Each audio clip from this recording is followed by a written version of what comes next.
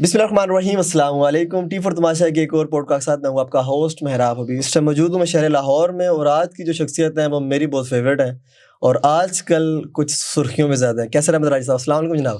وعلیکم السلام۔ کیسے ہیں سر؟ خیریت سے ہیں؟ ٹھیک ہے، تھینک یو سو مچ اپنی مصروفیت میں سے وقت نکالنے کے لیے، ٹائم دینے کے لیے۔ کیسا حال احوال چل رہا ہے؟ اللہ کا شکر، بالکل ٹھیک ٹھاک۔ سیکولرزم کی بات کرتے ہیں سر جی، مذہب کے ساتھ اس کا کتنا ایک تعلق ہے، کتنے کے ریلیٹ کرتا ہے، ضروری کتنا ہے، کیا ہے یہ سیکولرزم پاکستان؟ سیکولرزم سے تو مذہب ایسے ہی ریلیٹ کرتا ہے جیسے اسرائیل فلسطین کے ساتھ کرتا ہے، صحیح کہ دونوں ایگزسٹ کرتے ہیں لیکن دونوں کے ایک دوسرے سے نہیں بنتی ہے۔ سیکولرزم تو بنیادی طور پہ آئیڈیا ہی ہے غیر مذہبی لوگوں کا۔ ٹھیک ہے، اس کی تو جو ڈیفینیشن ہے، ہولی یوگ جس نے یہ ٹرم کوائن کی تھی، اس کی اپنی ڈیفینیشن کے مطابق کہ یہ ان لوگوں کا نظریہ ہے کہ جو آخرت پہ جن کا ایمان نہیں ہے، الہیات کو جو نہیں مانتے ہیں۔ بہرحال یہ پھر وقت کے ساتھ ساتھ اس کی ڈیفینیشنز اور آتی رہتی ہیں، تو ایسا تو نہیں ہے کہ نئی ڈیفینیشن سے پرانی اوبسلیٹ ہو جاتی ہے، یعنی کہ ایک نئی ڈیفینیشن ایڈ ہو جاتی ہے۔ ٹھیک، آج کل جو دنیا میں اس کی زیادہ سمجھی جاتی ہے ڈیفینیشن کہ یہ ریاست اور مذہب کو آپس میں جدا کرنے کا ایک نظریہ ہے، کہ سیکولرزم ایسا ہے کہ ریاست پہ مذہب کی چھاپ نہ ہو۔ ٹھیک ہے، لیکن دونوں جو اس کی ڈیفینیشنز ہیں دونوں ٹھیک ہیں۔ ٹھیک ہے، مجھے جو ریاست کا کام ہے اس کا فلاح اور جو بہبود کا کام نہیں ہے ریاست کا، اس میں کیوں انٹرفیئر کر سکتی ہے ریاست؟ مذہب کس میں؟ مذہب میں ریاست کس چیز کو کہتے ہیں اور وہ کام کیا ہے؟ مطلب کہ آپ معاشی حوالے سے کچھ دیکھیں، کچھ ترقیاتی کاموں میں دیکھیں تو معاشی حوالے سے دیکھیں تو معیشت میں سود آ جائے، ٹھیک ہے، would that be acceptable؟ نو، تو مذہب آ گیا۔ دیکھیں یہ ایک احساس کمتری پایا جاتا ہے ہم لوگوں میں، ٹھیک ہے، کہ جو ڈیفینیشن ویسٹ نے ہمیں دے دی ہے وہ ہم نے نان ایکسیپٹ کر لینی ہے۔ ہم یہ کہتے ہیں کہ ہمیں سیکولرزم سے کوئی پرابلم نہیں ہے۔ جن ممالک نے اپنے لیے سیکولرزم کو بحیثیت سسٹم ایکسیپٹ کیا ہے، آل دا بیسٹ، لیکن انہوں نے جو سسٹمز بنائے ہیں، معیشت کے بنائے ہیں، سیاست کے بنائے ہیں، وہ ہمیں ذہن میں رکھ کے نہیں بنائے۔ ٹھیک، ہم بھی جب اپنے لیے بناتے ہیں تو ہمارے لیے اسلام معیار ہونا چاہیے، ویسٹ کو ذہن میں رکھ کے ہم نے اپنا ملک نہیں چلانا ہے۔ اس لیے یہ کہہ دینا کہ ریاست کا کام فلاح، اور بھائی اسلام ایک مکمل ضابطۂ حیات ہے، کروڑوں لوگوں نے جدوجہد کر کے ایک ملک بنایا کہ وہ ایک اسلامی زندگی کو ایکسپیرینس کر سکیں، تو اس میں ریاست کی ایک پازیٹیو اوبلیگیشن ہے کہ وہ ہر وہ قانون، بھلے اس کا تعلق تعلیم سے ہو، صحت سے ہو، معیشت سے ہو، معاشرت سے ہو، وہ ایسا ہونا چاہیے کہ وہ شرعی ایکسپیرینس جو لوگوں کو چاہیے، حلال ایکسپیرینس چاہیے، وہ لوگوں کو ملے۔ صحیح۔ اس سے جب ریاست ڈپارٹ کرے گی تو لوگوں کے ساتھ یہ دھوکہ ہے، یہ فراڈ ہے، 75 سال سے ہمارے ساتھ ہو رہا ہے۔ اٹس اباؤٹ ٹائم، ویری تو لیکن اس کے باوجود دنیا میں وہی اسٹیٹس کامیاب ہیں جو سیکولر اسٹیٹس ہیں ساری دنیا میں، کیا وجہ ہے اس کی؟ اور وہیں پر زیادہ تر وہ لوگ پائے جاتے ہیں جو خدا کی جو وحدانیت کے اوپر جو سوال پیدا کرتے ہیں۔ بولیویا کتنی کامیاب ہے؟ مجھے آئیڈیا نہیں ہے، آپ بتائیں اس کا۔ بہت ناکام ہے، سیکولر ہے۔ اوئے ہوئے، یہ غلط خیال ہے کہ آپ سیکولر یا لبرل ہو جائیں گے تو آپ ترقی کر جائیں گے۔ صحیح۔ مولڈووا تو اپ اینڈل فیلی ریسنٹلی IMF پہ چل رہا تھا، اس میں، اور جرمنی جو یورپ کی سب سے مضبوط اکانومی ہے، آپ side by side comparison YouTube پہ جا کے، وہ لوگ ویڈیوز بناتے ہیں، بلاگرز ہوتے ہیں جو، سوری پاکستان میں جو وی لوگرز ہوتے ہیں جی، آپ جا کے دیکھیں، وہ گلیوں بازاروں میں بنا رہے ہوتے ہیں، آپ کو کوئی لباس اور اوریانی اور ان چیزوں میں کوئی فرق نظر نہیں آئے گا۔ میں تو لبرلزم کے کانٹیکس میں بات کر رہا ہوں۔ لیکن کیا وجہ ہے کہ جرمنی یورپ کی سب سے تگڑی اکانومی ہے اور مولڈووا بیچارہ مشکل میں ہے؟ That's nothing to do with that۔ جو دنیا میں ممالک کامیاب ہوئے ہیں ویسٹ کے، اس کے پیچھے پوری ایک ظلم کی داستان ہے کہ دنیا کو لوٹا کیسے گیا، دنیا کے ریسورسز کس طرح سے قبضے میں کیے گئے۔ بہت سے آپ کو ایگزامپلز مل جائیں گے، میں آپ کو ایک دے دیتا ہوں۔ Scramble for Africa, Berlin conference, Europe کے 14 ملک اکٹھے ہوتے ہیں اور فیصلہ کرتے ہیں کہ افریقہ کو ہم نے کیسے آپس میں بانٹنا ہے۔ پتہ ہے ان 14 ملکوں میں کس خطے کا ملک نہیں تھا، کس بر اعظم کا ملک نہیں تھا؟ افریقہ کا، ایک ملک افریقہ کا نہیں تھا۔ آپس میں انہوں نے بندر بانٹ کی، سارے 14 کے 14 اس میں شامل نہیں ہوئے لیکن اکثریت شامل ہوئے، بندر بانٹ کی۔ وہی افریقن ان کی زمینیں ان پہ زبردستی کام کرا کے وہ پیسہ لوٹ کے سارا یورپ میں لے گئے، ویسٹ میں لے گئے۔ اب جب آپ کے پاس باقی دنیا کا پیسہ آ جاتا ہے تو آپ کے پاس وقت زیادہ آ جاتا ہے، وقت زیادہ آتا ہے، اس میں پھر آپ سائنس ٹیکنالوجی یہ ساری چیزیں کر سکتے ہیں. تو یہ کوئی ملک دنیا میں اس لیے ترقی نہیں کرے گا کہ وہ سیکولر تھا اس لیے اسے ترقی کر دی. اس سیکولرزم کے پیچھے ظلم کی داستانیں ہیں. میں نے تو کئی ویڈیو ہے, میرا آپ کو ایک مل جائے گا صرف اگزامپل کے لیے جی کہ ایک آدمی اس کی بیٹی کا ہاتھ اور پاؤں کاٹ کے ان ظالموں نے اس کے سامنے پھینک دیا بیلجیم کے حصے میں جو افریقہ آیا تھا, اس لیے کہ اس دن کا ربر کا کوٹا اسے پورا نہیں ہوا تھا. نزالہ نام ہے اس آدمی کا. 1904 کی یہ بات ہے. اس کی بیوی کو بھی مار دیا. ان کی آپ دولت, بڑا امیر ہے, ریسورس رچ ہے افریقہ, اس کو لوٹ کے آپ لے جائیں. برے صغیر کی اکانومی, پہلے میں اس چیز کو نہیں مانتا تھا یا کم سے کم میں یقین نہیں رکھتا تھا. میں نے ریسرچ کی تو واقعی ایسا ہے کہ دنیا کا 20% سے زیادہ GDP برے صغیر میں تھا انگریز کے آنے سے پہلے. جانے کے بعد ایک ٹائنی پارٹ رہا. جب آپ پلنڈر کر کے لے جاتے ہیں, اس کے بعد آپ سکھ ہوں, مسلمان ہوں, عیسائی ہوں, سیکولر ہوں, آپ کے لیے ترقی کرنی ہے نا.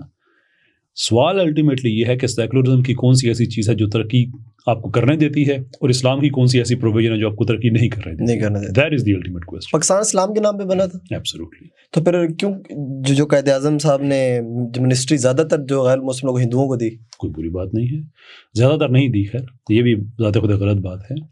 ہم نے جو پڑھا ہے, دیکھا ہے, سنا ہے, زیادہ تر دی. کتنے منسٹرز یاد ہیں آپ کو؟ مجھے جہاں تک لگتا ہے کہ 55 to 60% جو تھے منسٹری ہندوؤں کو دی. ہم نے جو پڑھا ہے, سنا ہے, یا شاید وہ یوٹیوب کا ہی کمال ہے. چلے نمبر کو چھوڑ دیتے ہیں, وہ بذات خود بڑی عجیب ہے. اس میں کوسچنز اور کئی اٹھ سکتے ہیں.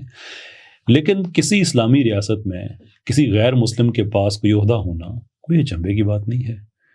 یہ تو آپ کو پرانی کلاسیکل اسلامی ریاستوں میں ملے. خلفائے راشدین کے دور میں بھی کچھ روایتیں ہیں, اگر تک میں کنفرم نہیں کر سکتا. حضرت عمر کے زمانے میں بھی ٹریجریز وغیرہ نان مسلمس کے پاس رہی ہیں. تو یہ اس سے اسلامی ریاست, یہ جو ایک کوئی خبر ایسی ہمارے سیکولرز نے پھیلائی ہوئی ہے کہ اسلامی ریاست میں کوئی بھی غیر مسلم نہیں رہ سکتا, آپ نے اس کا دم گھوٹ دینا ہے, آپ نے اس کے حقوق مار دینے. او بھائی, ہم ہی تو حقوق دیتے ہیں. فار آرگومنٹ سائیک, ایک سیکولر ریاست میں کوئی آدمی اپنے مذہب کی بیس پہ وہ اپنا ملک کے کسی بھی پروسیس میں حصہ نہیں لے سکتا. صحیح. اسلامی ملک میں اقلیتوں کی اسپیشل نشستیں ہوتی ہیں کہ وہاں پہ ایز اے نان مسلم آپ اپنے مذہب کی بیس پہ ایک امپورٹنٹ پروسیس پولیٹکس ریاست کا, اس میں آپ حصہ لے سکتے ہیں. صحیح. تو رائٹس کون دے رہا ہے؟ سیکولرزم میں تو میجورٹی مائنورٹی سب کوئی اپنا مذہبی رائٹ یوز کرتے ہوئے ریاستی پروسیس میں حصہ نہیں لے سکتا. ریلیجن تو گارنٹی کرتا ہے آپ لے سکتے ہیں, کوئی ایشو نہیں ہے اس میں. اگر آپ کہتے ہیں پاکستان اسلامی جمہوریہ پاکستان ہے, اسلام نافذ ہونا چاہیے, انڈیا میں پھر آپ ہندوازم کو پروموٹ کیوں نہیں کر سکتے؟ وہاں پر ہم کہتے ہیں ہمارے مسلمانوں کو تنگ کر رہے ہیں, 25 کروڑ عوام ہے. ہر ملک کو اگر جس نام پہ بنا ہو, اگر اس کے اوپر بیس کرے گا تو پھر دوسرے جو کم لوگ ہیں ان کو مسائل کا شکار نہیں ہوں گے وہ. اچھا, یہ کہاں سے یہ خبریں پھیلتی ہیں کہ ہم کہتے ہیں کہ انڈیا میں ہندوازم نہیں ہونا چاہیے؟ میڈیا ہے سر, آپ تو دیکھتے ہیں. کوئی ایشو نہیں ہے اس سے. میں کون ہوتا ہوں کہ انڈیا کے معاملات پہ, ان کی انٹرنل جتنے بھی پیسفل معاملات ہیں, ہمارا اعتراض کس چیز پہ ہے؟ جی, ہمارا اعتراض اس چیز پہ ہے کہ کچھ ہوتے ہیں معروفات, یونیورسل گڈس, کہ آپ کسی بھی مذہب سے تعلق رکھتے ہیں یا نہیں رکھتے ہیں, آپ ان چیزوں پہ آپ کا ایک اتفاق ہے. جیسے قتل عام نہیں ہونا چاہیے, مائنورٹیز کو سپریس نہیں کرنا چاہیے, جینوسائڈ نہیں ہونا چاہیے. یہاں پہ تو سری لنکا سٹیزن کو جلا دیا تھا. میں آپ کے پچھلے سوال کا جواب دے دوں نا. انڈیا میں جو ہمیں پرابلم ہے وہ ہندوازم سے نہیں ہے. صحیح. سناتن جو اوریجنل نام ہے, سناتن سے ہمیں کوئی مسئلہ نہیں ہے. ٹھیک. ہمیں ہندتو سے پرابلم ہے. ہندتو وہ خود ان کے لیڈر, اگر آپ یہ گرو جی وغیرہ کو پڑھیں تو وہ خود کہتے ہیں کہ اس کو ہندوازم نہ سمجھنا. صحیح.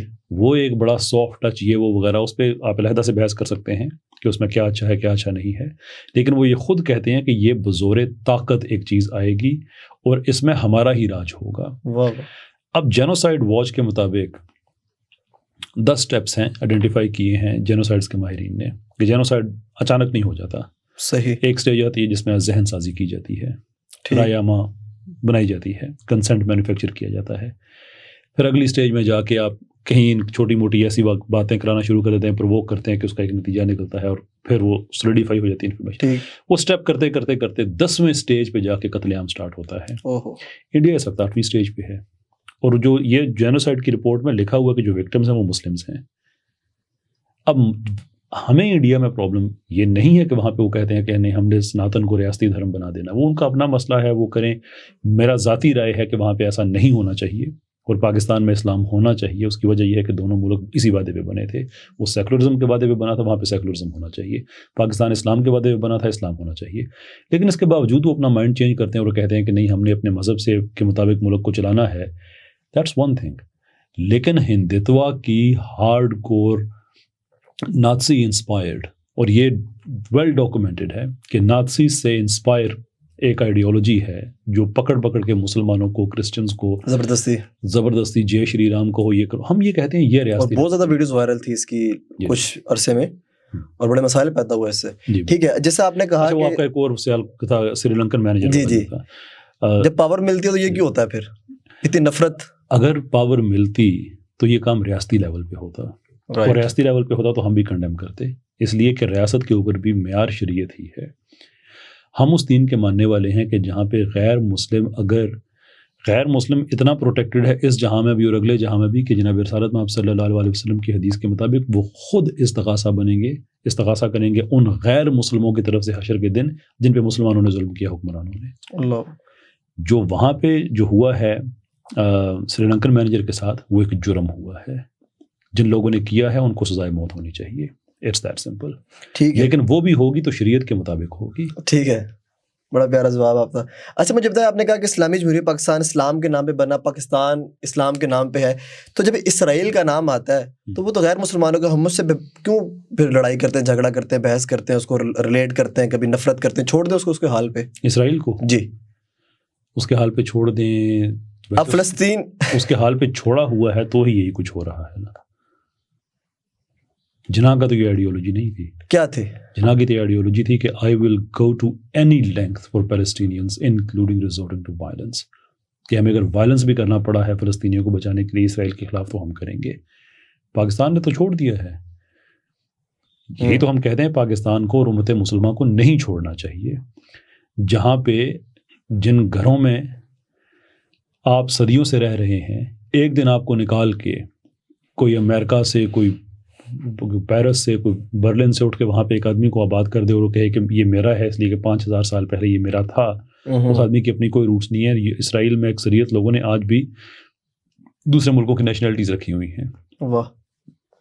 ہمیں اسرائیل سے پرابلم یہ ہے کہ وہ انٹرنیشنل قانون کو توڑتا ہے اور بار بار توڑتا ہے. عورتوں بچوں کو قتل کرتا ہے، جینوسائڈ کر رہا ہے. فلسطینیوں کی زمینیں اس نے ماری ہوئی ہیں. ایک غزہ میں لوگوں کو ایک مقید کیا ہوا ہے.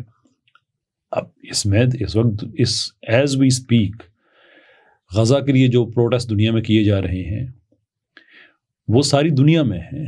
نان مسلمز بھی ہیں، بائیکاٹ کی موومنٹ نان مسلمز بھی کر رہے ہیں. تو اس میں تو آپ ایک سیکولر ہوں، مسلم ہوں، کچھ بھی ہوں. ایون ہمارے پاکستان میں کئی سیکولرز ایسے ہیں جنہوں نے اسرائیل کو اس میں کنڈیم کیا ہے کہ ان چیزوں پہ ہم اکٹھے ہیں. ایک ظلم جب ہوگا تو اس پہ آپ آواز اٹھائیں گے. It's that simple. اسلامی جمہوریہ پاکستان، اگین میں 5ویں دفعہ لفظ یوز کر رہا ہوں، اسلامک ملک ہے ہمارا، لیکن آج تک پاکستان کے اندر اسلام نافذ نہ ہو سکا. کیا وجہ ہے؟ کیسا دیکھتے ہیں؟ دیکھیں، پاکستان کا پروجیکٹ بڑے شروع سے ہی انٹرنیشنل جھگڑوں میں سائڈ بننے کی وجہ سے یہ ہائی جیک ہو گیا تھا کہ پاکستان نے رشیا کے ساتھ جانا ہے، رشیا کا دورہ کینسل کر کے امریکہ جانا ہے، وغیرہ وغیرہ. تو اس وقت یہ انٹرنیشنل طاقتیں ایک دوسرے کے خلاف برسر پیکار تھیں اور دونوں ہی اپنے آپ کو بہت بڑی طاقت سمجھتی تھیں. ٹھیک. ریزن ان کی یہ تھی کہ پچھلی صدی میں دوسری جنگ عظیم کے اینڈ یعنی دوسری جنگ عظیم میں 3 بڑی طاقتیں، لبرلزم، کمیونزم اور فیشزم، یہ 3 تھیں اور یہ 3 شیر جنگل میں اکٹھے نہیں رہ سکتے تھے. اور مسلمان تو کسی گنتی میں تھے نہیں. دوسری جنگ عظیم کے اینڈ تک تو میرے خیال تقریباً 4 یا 5 مسلمان ملک آزاد تھے، باقی تو سب کسی نہ کسی کے تسلط میں تھے. تو یہ 3 بڑی طاقتیں تھیں. اس میں سے 2 اکٹھی ہو گئیں، کمیونسٹ اور لبرلز. رائٹ. یہ اکٹھے ہو کے فیشزم کو نے شکست دے دی. ہٹلر مسولینی ہار گئے، اسٹالن اور چرچل یہ لوگ جیت گئے. اب اس کے بعد 2 ہی شیر رہ گئے تھے اور ان کا آپس میں کلیش سٹارٹ ہو گیا. پاکستان سے غلطی یہ ہوئی کہ انہوں نے دونوں میں سے کسی ایک کو چننا سمجھ لیا، فرض کر لیا کہ میں اس کو چننا ہے یا اس کو چننا ہے.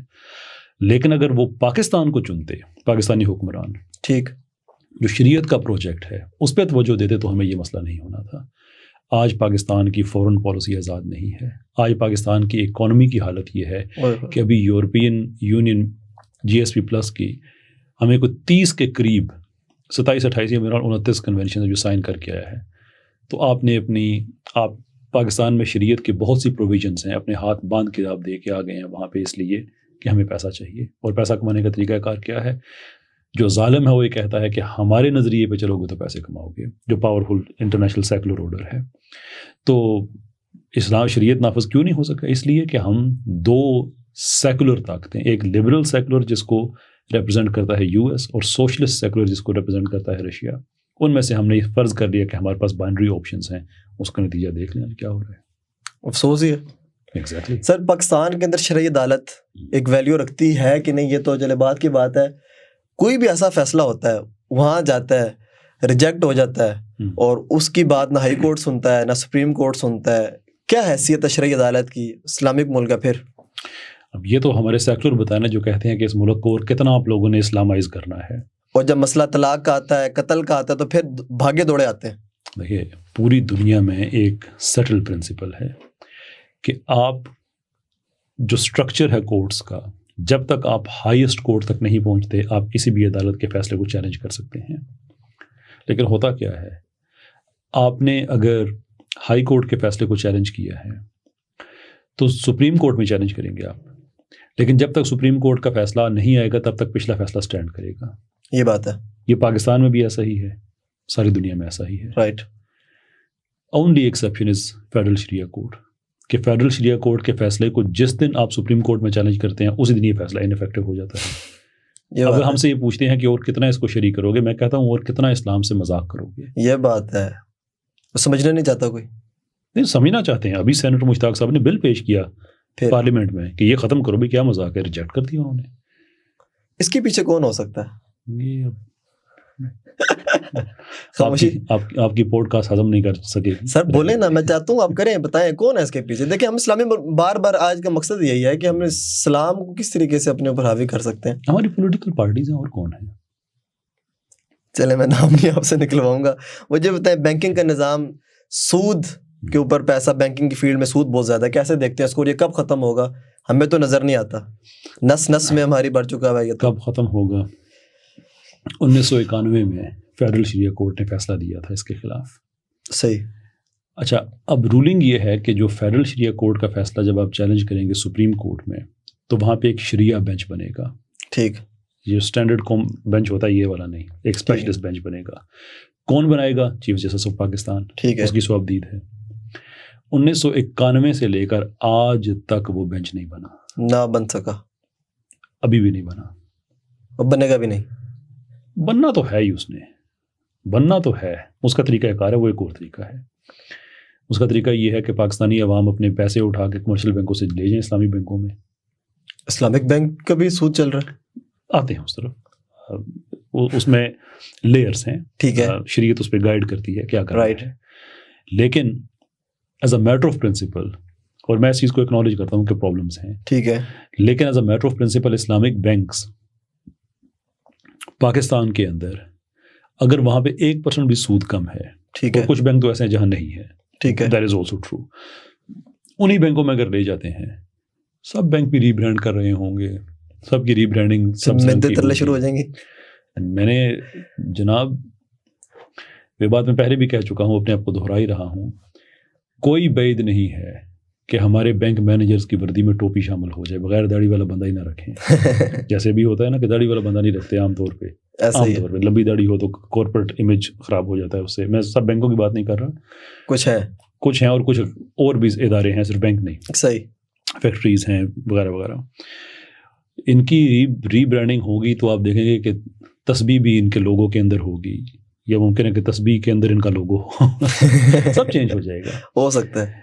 یہ اس کا جو طریقہ کار یہ ہے جو آپ نے کہا نا, بینچ اس طرح سے وہ بن سکتا ہے کہ لوگ اگر روڈ کھڑے ہوتے ہیں. جی جی. اور اب ہم لوگوں کو آہستہ آہستہ گائیڈ کریں, اور بہت زیادہ فرق بھی آیا ہے, اس میں بھی کوئی شک نہیں ہے. اچھا, یہ بھی دوسری ایک اور بڑی اہم چیز ہے, یہ جب دوبارہ کیس گیا فیڈرل شریعہ کورٹ میں 2022 میں, یہ یاد رکھیے گا سوال آپ کا ایک اب ختم ہوگا, 2022 میں جسٹس مسکان زئی صاحب نے سود کے خلاف فیصلہ دیا, 5 سال کا فریم ورک بنانے کو کہا کہ 5 سال 2027 تک پاکستان سے سود ختم ہونا چاہیے. واہ.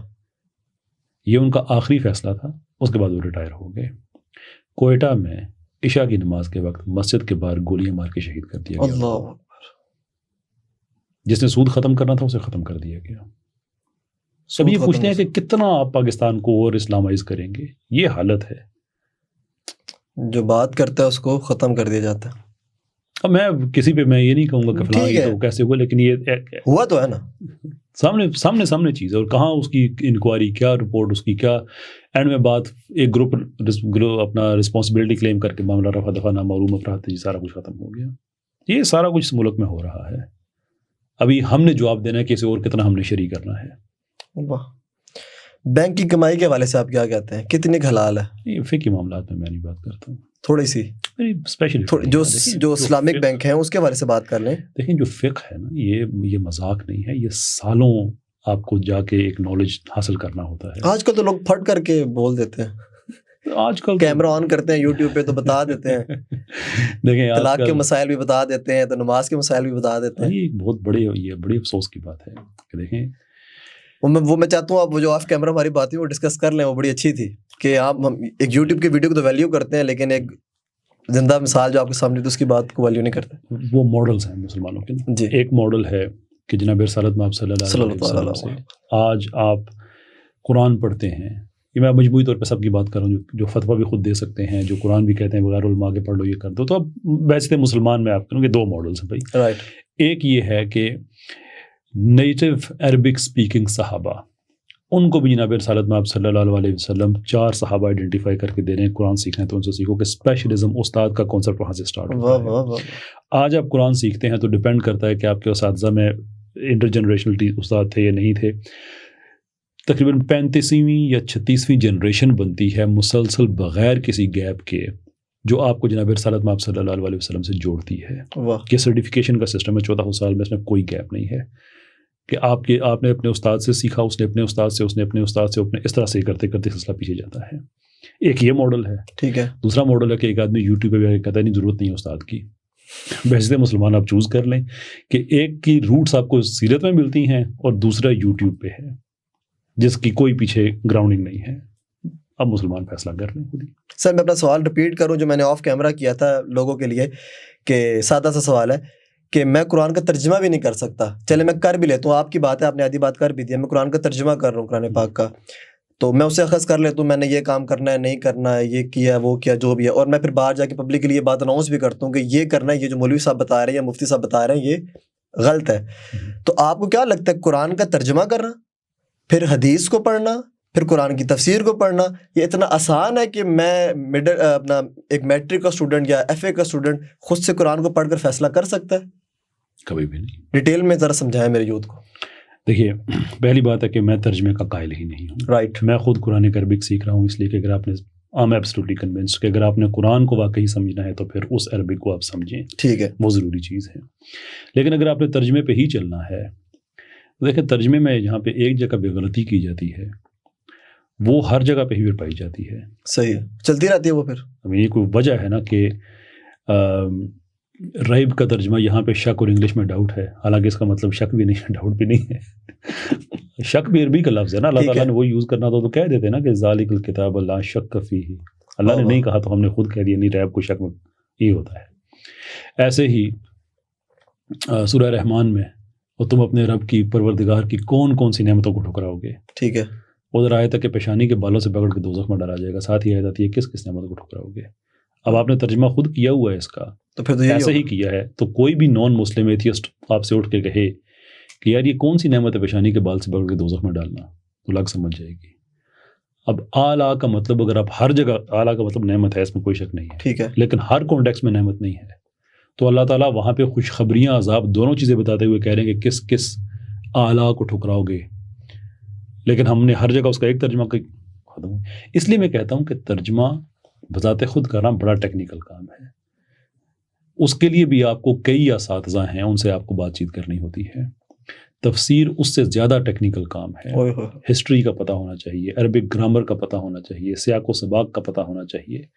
اور میں تو اس چیز کا قائل ہوں کہ تفسیر اسپیشلسٹ ہونی چاہیے اس طرح سے کہ قرآن کی وہ آیات جن کا تعلق اپنا طب سے ہے، میڈیکل پیراڈائم سے ہے، صحیح، ان کی تفسیر وہ آدمی کرے کہ جو قرآن کی جنرل تفسیر بھی جانتا ہے اور میڈیکل ڈاکٹر بھی ہے. واہ، قرآن کی وہ آیات جن کا تعلق کوزمولوجی سے ہے، ان کی تفسیر وہ آدمی کرے جسے جنرل تفسیر کا بھی پتہ ہے اور کوزمولوجیکل نالج بھی ہے، کہ آپ کو اصل بات پتہ چلے کہ اچھا قرآن یہ کہہ رہا ہے. اس کے اندر کئی لیئرز ہیں اس کے اندر. اب اس سارے سسٹم کو ڈینائی کر کے کوئی آدمی کہے کہ نہیں آپ سارا کچھ خود ہی کر سکتے ہیں، تو سر آج سے 7 سال 8 سال پہلے تو یہ نہیں تھا. اب یہ کیوں دن بدن یہ یوٹیوب پر یہ چیزیں آنا شروع ہو گئی ہیں اور ایسے ایسے اسکالرز اٹھ رہے ہیں، وہ یہی بات کر رہے ہیں. اور ہماری یوتھ کو تو موقع چاہیے، ان کو تو آسانی چاہیے کہ میں تو بس نماز بھی تھوڑی سی پڑھوں، میں تو روزہ بھی تھوڑا سا رکھوں، میں تو فرائض کو بھی جتنا تھوڑا ہو سکے کروں، بس میرا چھوٹا چھوٹا سا کام مجھے. اور دین یہی ہے، دین اتنا آسان بھی ہے. دین تو بڑا آسان ہے، لیکن آپ یہ کہیں لیکن اس حوالے سے تو آسان نہیں جس حوالے سے آسان کیا جا رہا ہے. تو دین ہی نہیں ہے نا، پروفیسائز کیا گیا ہے کہ ایسے لوگ آئیں گے ایک وقت میں. جو آپ بات کریں کہ دین آسان ہے، دین تو آسان ہے، لیکن ہم جس چیز کی بات کریں یہ دین نہیں ہے، یہ مذاق ہے. میں اس پہ کیا تبصرہ کروں. میں یہی کہوں گا کہ جو ایک اسٹیبلش طریقہ 1400 سال سے چلا رہا ہے، جس کی وجہ سے مسلمان بدترین حالت میں جانے کے بعد بھی اس کے پاس دین پیور صورت میں ہے، تو اس اسٹرکچر کو کرپٹ کرنے کی ضرورت نہیں ہے، گناہ ہے، یہ نہیں کرنا چاہیے. ٹھیک ہے سر، میں ذرا آ جاؤں انجینئر صاحب کی طرف. آپ کی رفاقتیں بہت زیادہ ہیں، محبتیں بہت زیادہ، اور آج کل ٹرینڈ میں ہیں، تو کیوں نہیں آپ کہہ دیتے اپنے منہ سے کہ تھانوی رسول اللہ اور چشتی رسول اللہ والے کافر ہیں؟ انہوں نے ایک ویڈیو بنایا ہے، مجھے صحیح، ان کے خیر خواہ حضرات ہیں وہ ٹیگ کر کے جلدی بتا دیتے ہیں. ٹھیک ہے. انہوں نے اس میں ایک بڑا، یعنی جسے کہتے ہیں کہ سم وٹ اسٹرینج جواب آپ کہہ لیں، رائٹ، وہ ایک انہوں نے دیا ہے، جو میں نے ان سے کہا تھا کہ بھائی کلیئر کر دیں اس چیز کو نا کہ چیلنج کیا ہے. تو انہوں نے کہا کہ میں تو ڈنکے کی چوٹ پہ کہتا ہوں کہ چشتی رسول اللہ، تھانوی رسول اللہ پڑھنے والا اور پڑھانے والا کافر ہے. جی میں بھی کہتا ہوں چشتی رسول اللہ، تھانوی رسول اللہ پڑھنے والا پڑھانے والا کافر ہے. اس میں کیا شک ہو سکتا ہے؟ ایگری کرتے ہیں سر. لیکن انہوں نے یہ بات اس لیے اتنے اعتماد سے کہہ دی کہ انہیں پتہ ہے کہ کسی مدرسے میں نہیں پڑھایا جاتا. صحیح، ٹھیک، فائن، میں اس پہ زیادہ آگے نہیں جاتا. ٹھیک ہے، جو ان کا تھا کہ میں یہ کہہ دوں، تو میں ان کا شکریہ ادا کرتا ہوں کہ جیسے پہلے پاکستان میں جب میں سائیکولوجی وغیرہ اور کوچنگ کی باتیں کرتا تھا تو ایک گروپ نے الزام لگا دیا تھا کہ ایک قادیانی ہے، تو میں نے ان کا بھی شکریہ ادا کیا تھا کہ آپ کی وجہ سے مجھے پھر محبت رسول کا اظہار کرنے کا موقع مل رہا ہے صلی اللہ علیہ وسلم. مجھے آج پھر مل گیا ہے کہ میں تو ختم نبوت، میں تو مرنا جینا ہے اس چیز. بالکل ایسا ہی ہے. ٹھیک، یہ بات کلیئر ہوگی جی. کہ جناب میں کہتا ہوں کہ وہ غلط فہمی ہے کسی کو، تو میں پھر کہتا ہوں کہ انجینئر صاحب نے کہا کہ میں یہ بات کہ جو میں نے کہا تھا کہ وہ کلیئر کر دے کہ وہ کیا کہلانا چاہتے ہیں، تو انہوں نے کہا جی میں جو کہہ رہا ہوں کہ تھانوی رسول اللہ، چشتی رسول اللہ پڑھنے اور پڑھانے والا کافر ہے، ہم بھی کہتے ہیں جی کافر ہے. ٹھیک، یہ بات ہو گئی کلیئر، ختم ہو گئی. اب اس سے آگے جو میں نے کہا کہ وہ تھوڑا سا ایک سم وٹ پرابلمیٹک ابہام والا ایک جواب. اب اس میں ابہام کیا ہے؟ اسی ویڈیو میں وہ فرماتے ہیں کہ مفتی تقی عثمانی صاحب، جن کا میں آگے تھوڑا میں چل کے میں بات کرتا ہوں، اور اب میرا اس سے کنسرن ختم ہے. اب یہ اس کا جواب مجھے نہیں چاہیے، جہاں تک میرا تعلق ہے یہ کیس کلوز ہو گیا. مطلب کہ مزید اس کے ڈسکشن نہیں ہوگی، ختم ہوگی نا بات. اگر کوئی اور ایسی بات ہو جاتی پھر کیا کریں گے؟ دیکھیں دو چیزیں ہیں. میں نے ابھی ایک گزشتہ پوڈ کاسٹ میں نے ان سے یہ عرض کیا تھا کہ آپ بار بار ایجنٹ ہونے کا، اور آپ اسے گالی خود بھی سمجھتے ہیں، کہتے ہیں کہ یہ گالی سے اگر بچنا چاہتا ہے، تو میں نے آپ کے سامنے ایک پرپوزل رکھا ہے، پرپوزل نہیں، آپ کے سامنے ٹائم رکھا ہے 1 مہینے کا، لیکن آپ ساری قیامت تک آپ لے لیں کہ آپ صرف یہ کہہ دیں کہ جو آدمی کسی کا فرنٹ مین بن کے، کسی کا ایجنٹ بن کے، کسی ایک آدمی کا، کسی خاص مسلک کا، ایک سے زیادہ مسالک کا، کسی گروپ کا، ان سے ہدایت لے کر یہ بات کلی طور پہ یا جزوی طور پہ اگر ٹھیک ہے، تو جو آدمی آپ کے پاس ایسا گیا تھا اس پہ اللہ کی لعنت ہو، فرشتوں کی لعنت ہو، اور تمام لعنت کرنے والوں کی لعنت ہو. اور اگر یہ الزام غلط ہے تو الزام لگانے والے پہ اللہ کی لعنت ہو، فرشتوں کی لعنت ہو، اور تمام لعنت کرنے والوں کی لعنت ہو. یہ بات وہ اب کہیں یا نہ کہیں مجھے فرق نہیں پڑتا. رائٹ.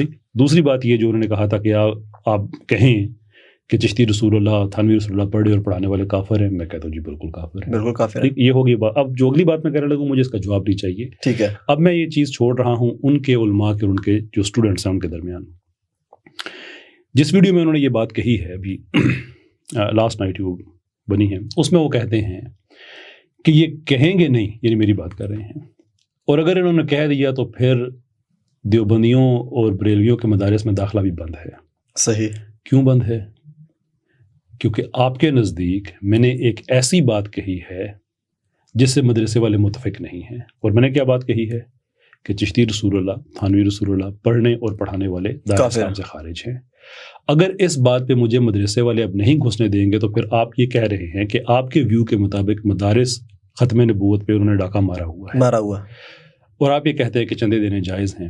اب چندہ بندہ پیٹرول اسٹیشن پہ تو جا کے نہیں دیتا، وہ تو مسجد مدرسے کو ہی دیتا ہے۔ ایسا ہی ہے۔ اگر مدرسے میں ختم نبوت پہ ڈاکہ مارا جا رہا ہے تو میرا سوال اپنی جگہ پہ پھر یہی ہے کہ پھر ان کو چندے کیوں دلوا رہے ہیں؟ کیوں دے رہے ہیں؟ ان کے پیچھے نمازیں کیوں پڑھ رہے ہیں؟ کیونکہ آپ نے تو جنرلائز کر دیا نا کہ اب میرا داخلہ ہر جگہ بند ہو جائے گا۔ یہ بات ہے۔ اب یہ وہ اپنے اسٹوڈنٹس کو بتائیں کہ جہاں پہ ختم نبوت، اور میں نے پھر کنفرم کرنے کے لیے کچھ دیوبندی حضرات سے پوچھا کہ یار آپ نے کبھی پڑھا ہے؟ وہ کہتے نہیں ہم نے تو کبھی نہیں پڑھا مدرسے میں۔ لیکن میرا اس سے کوئی تعلق نہیں ہے۔ انجینئر صاحب کے نزدیک اب دو ہی باتیں ہیں کہ یا تو وہ آپ کے منہ سے لفظ نکلنے لگا تھا جان بوجھ کے، نہیں وہ اس سے لفظ وہی میرے ذہن میں نہیں آ رہا، وہ منہ میں نہیں آ رہا، ذہن میں تو ہے، جیسے کہتے ہیں نا کہ جان بوجھ کے عمدن وہ جھوٹ بول رہے ہیں، یہ جانتے بوجھتے بھی، یا وہ سچ بول رہے ہیں، دو ہی باتیں ہو سکتی ہیں۔ ٹھیک ہے۔ تو سوال یہ ہے کہ اگر جھوٹ بول رہے ہیں تو مدارس پہ اتنا بڑا الزام کیوں لگا رہے ہیں؟ اور اگر سچ بول رہے ہیں تو پھر ختم نبوت کے منکر مدارس کو چندے کیوں دلوا رہے ہیں؟ اب یہ وہ جانے اور ان کے وہ اسٹوڈنٹس جانے جنہوں جو کامنٹس میں لکھتے ہیں کہ ہماری نمازیں اسٹیک پہ لگی ہوئی ہیں۔ اب یہ اب جواب ان سے ہے۔ تقی عثمانی صاحب کا میں نے حوالہ دیا کہ میں نے تو ان سے یہ کہا تھا کہ طارق مسعود صاحب کا نام آپ نے لیا، اور غالباً الیاس گھمن صاحب کا بھی نام لیا، انہوں نے مفتی تقی عثمانی صاحب کا میں نے ایگزامپل کے طور پہ نام لیا کہ بھئی آپ کہہ دیں کہ بھئی یہ لوگ دار اسلام سے خارج ہیں۔ وہ یہ کہتے ہیں کہ میں یہ کہتا ہوں کہ ان مسالک اور فرقوں کے عام عوام کو تو میں تکفیر نہیں کر سکتا، اس لیے کہ انہیں نہیں پتا۔ اصولی طور پہ بات بالکل ٹھیک ہے، لیکن یہ تو کبھی کوئی مطالبہ ہی نہیں تھا کسی کا۔ مطالبہ تو یہ تھا کہ آپ چندے کیوں دلوا رہے ہیں، ان کے پیچھے نمازوں کا کیوں کہہ رہے ہیں، اور اسٹل اسی دائرے کے گرد کیوں گھوم رہے ہیں اسی پوائنٹ۔ اور یہ وہ اشخاص ہیں کہ آپ نے کہا نا کہ یہ دفاع کرتے ہیں، طارق مسعود صاحب آپ کے نزدیک دفاع کرتے ہیں، تو آپ پھر آپ کہتے ہیں نا کہ میں تو دنیا کی کسی عدالت میں بھی جا سکتا ہوں، اپنی ہی عدالت میں، کیمرے پہ نہیں کہتے، اپنے ضمیر کی عدالت میں پوچھ لیں کہ جس کو میں کہتا ہوں کہ دفاع کرتا ہے پھر میں اس کی تکفیر کیوں نہیں کر رہا، کیونکہ ختم نبوت کوئی مذاق تو نہیں، مذاق تو نہیں۔ مفتی تقی عثمانی صاحب کو اسی رات والی ویڈیو میں انہوں نے مشورہ دیا ہے کہ خدا کا خوف کریں، لوگوں کو سچ بتائیں۔ مفتی صاحب اگر سچ نہیں بتا رہے تو اس کا مطلب ہے نا کہ پھر ختم نبوت کے منکر ہیں، پھر کہیں وہ کافر ہیں۔ پھر یہ جو ہوتا ہے نا، یہ ایک برواڈو اور گنگ ہو اپروچ، مجھ سے جو مرضی کہلوا لو۔ اب میں آپ سے نہیں کہلواؤں گا، میرا آپ سے معاملہ ختم ہو گیا ان دو چیزوں پہ۔ صحیح۔ چشتی رسول اللہ، تھانوی رسول اللہ پڑھنے اور پڑھانے والے جہاں پہ بھی ہیں وہ کافر ہیں، کافر۔ اور دوسری بات وہ جو لعنت والی میں نے کہی ہے، ان دو معاملات پہ میرا کیس ٹھپ، اس پہ میں مزید بات نہیں کروں گا، لیکن یہ دو چار چیزیں میں نے رکھی ہیں سامنے، یہ ان کے اسٹوڈنٹس ان سے پوچھ لیں، باقی علماء پوچھ لیں، کلیریفیکیشن آ جائے اس میں کہ اگر یہ واقعی مدارس ختم نبوت کے منکر ہیں۔ سر ایک سوال مرزا صاحب کے حوالے سے رکھنا چاہوں، مرزا صاحب علمی گفتگو کرتے ہیں یا منطق کے ساتھ بات کرتے ہیں؟ یہ ان کے اسٹوڈنٹس کے لیے بھی اور ہمارے لیے بھی سمجھنے کے لیے۔ دیکھیں جو معاملات تاریخ سے ہیں، فقہ سے ہیں، جی اس پہ تو میرا کوئی تبصرہ نہیں ہے، رائٹ۔ جو میرا ان سے ایک واحد پوائنٹ آف کنٹینشن ہے کہ وہ سیکولرزم کے بارے میں بہت ایک ایسی رائے رکھتے ہیں کہ جو فیکچولی غلط ہے، تو اس میں تو منطق بھی نہیں ہے، نالج بھی نہیں ہے، تو دونوں چیزیں نہیں ہیں۔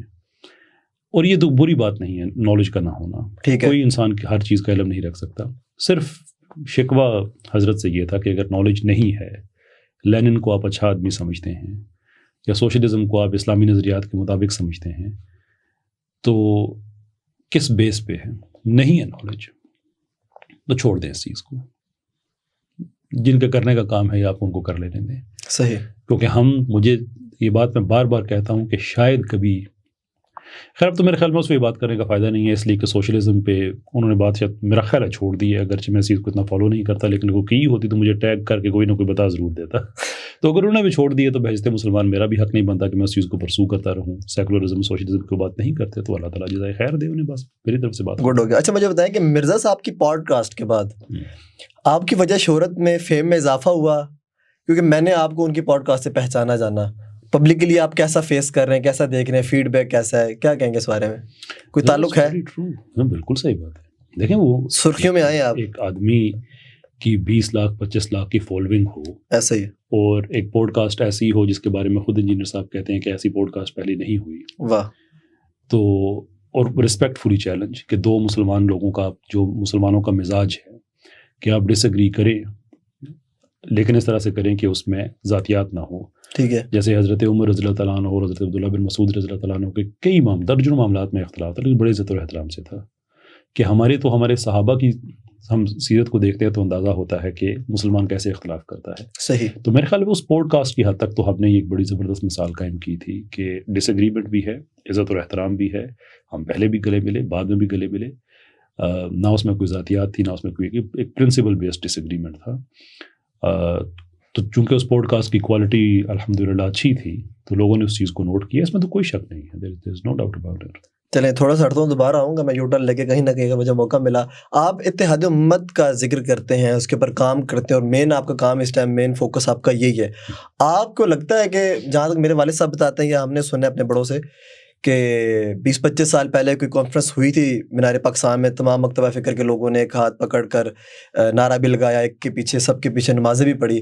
آپ کو لگتا ہے آج کے اس دور میں جو آپ کرنا چاہ رہے ہیں اتحاد امت کا کام وہ ہو سکتا ہے؟ اس میں تو میڈیا کا دور نہیں تھا, آپ تو آپ کی چھینک بھی لوگوں تک پہنچتی ہے. دیکھیے اتحاد امت مین چیزوں پہ تو موجود ہے, اصول پہ تو موجود ہے. چلیں ٹھیک, آگے. باقی یہ جس چیز پہ ہمارا اتحاد نہیں ہے وہ ہماری پولیٹکس ہے. ٹھیک. پوری امت کے لیول پہ. ٹھیک ہے. اسرائیل فلسطین میں کیا کر رہا ہے, اتحاد امت کہاں پہ ہے؟ ٹھیک ہے. That is the question we need to ask. کئی اور معاملات دنیا میں ایسے ہو رہے ہیں. ابھی تو فلسطین کا ایشو تو ابھی چل رہا ہے, اس سے پہلے عراق کا ہوا, افغانستان کا ہوا, سیریا کا ہوا. تو اتحاد امت ہمیں نظر آنا چاہیے کہیں نہ کہیں, وہ نہیں نظر آتا. ایٹ دا سیم ٹائم ہمارا اسلامک انٹرنیشنل آرڈر کہاں پہ ہے؟ ہم نے سیار لو بنایا تھا کلاسیکل ایرا میں, شیبانی اور اس پہ بڑا انہوں نے کام کیا. کلاسیکل ایرا میں بنا ہوا کہ مسلمان ریاست یا سلطنت غیر مسلموں کے ساتھ کیسے کو ایگزسٹ کرتی ہے. قانون موجود ہے. صحیح. جو دنیا میں بڑا عرصہ رائج بھی رہا مسلمان دنیا کے اندر. آج وہ اتحاد امت کہاں پہ ہے کہ ہم پھنسے ہوئے ہیں, کبھی اس کنونشن کو سائن کر, کبھی اس کو کر. ایک بھی ہمارا نہیں جسے باقی دنیا سائن کرتی ہے, ہمیں ہی کرنے پڑتے ہیں, علیحدہ علیحدہ سے کرنے پڑتے ہیں. سو ان معاملات میں of course politically we have serious problems. جو فقہ کے معاملات ہیں, بھی سارے فقہ دوسری فقہ کو ایکسیپٹ کرتی ہے. جیسے جیسے کسی بھی سسٹم میں آپ نیچے آتے ہیں تو آپ کو اختلاف زیادہ نظر آتا ہے. ایسے ہی ہے. مثال کے طور پہ اوپر کے لیول کے پولیٹیشینز آپس میں اختلاف رکھتے ہوئے اکٹھے بیٹھ جاتے ہیں, لیکن ان کا گلی محلے کا ووٹر ایک دوسرے کو گالیاں دے رہا ہوتا ہے, وہ اکٹھا نہیں بیٹھتا ہے. At the same time sports کی اگزامپل آپ لے لیں, پاکستان ٹو انڈیا کے فین ایک دوسرے کو ٹویٹر پہ گالیاں دے رہے ہوتے ہیں. کوہلی اور بابر ایک دوسرے کو برتھ ڈے اور یہ سارا دے رہے ہوتے ہیں, ویل وش کر رہے ہوتے ہیں. یہ ایسا ہی ہوتا ہے. تو اوپر بھی آپ جاتے ہیں علماء کے لیول پہ, فقہ کے معاملات میں ان کے شافعی جو ہیں وہ مالکی کو ایکسیپٹ کرتے ہیں, مالکی حنفی کو کرتے ہیں, سو فورتھ. کوئی اس میں دقت نہیں ہے. نیچے آ کے عام عوام کے پاس جب غصہ زیادہ علم کم ہوتا ہے تو اس کا ایک ایکسپریشن ہے. آپ کی بات لیکن بالکل میں ایگری کر رہا ہوں صاحب کو, معذرت آپ کو ٹوک بھی رہا ہوں میں کہ آپ جو بات کر رہے ہیں ایگری کر رہے ہیں, اور ایسا ہی ہوتا ہے کہ بڑے لیول پر سب ایک دوسرے کو گلے لگا کے ایک ٹیبل پہ چائے پیتے ہیں, لیکن عوام لڑ رہی ہوتی ہے. آپ جس کاز کو اگین میں یہ کہہ رہا ہوں کہ آپ لے کے چل رہے ہیں, جو آج تک جو کام نہ ہو سکا, سنی شیعہ کے پیچھے نماز نہیں پڑے گا, شیعہ سنی کے پیچھے نماز نہیں پڑے گا, اہل حدیث, غلط بات ہے. یہ ہو سکتا ہے آج کے دور میں؟ مجھے بتائیں. عام آپس میں پہلے ابھی آپ نے یہاں پہ نماز نہیں پڑھی ہے. بالکل, یہ میں بتا رہا ہوں نا. چلے ہم پروفیشنلزم میں آ گئے, سیکھ لیا, کچھ کر لیا. ہمارے دوستوں میں ایسے لوگ ہیں جو چائے پہ بیٹھتے ہیں لیکن کوئی ٹاپک شروع ہو اٹھ کے چلے جاتے ہیں, لڑائی ہو جاتی ہے, رشتے ختم ہو جاتے ہیں. عام عوام کی حد تک آپ کو یہ چیزیں ملتی رہیں گی اور وہ آہستہ آہستہ ختم. آپ یہ دیکھیں کہ ہم نے وہ دور دیکھا ہے کہ جب بم بلاسٹ ہوا کرتے تھے ایک دوسرے کے جلسوں میں, وہاں سے اگر یہاں تک بات آ گئی کہ میں نے تمہاری بات سنی نہیں ہے, ریسپیکٹ فلی میں وڈرا کر کے جا رہا ہوں, تو یہ بڑا مہذب رویہ ہے, بڑا بہتر رویہ ہے.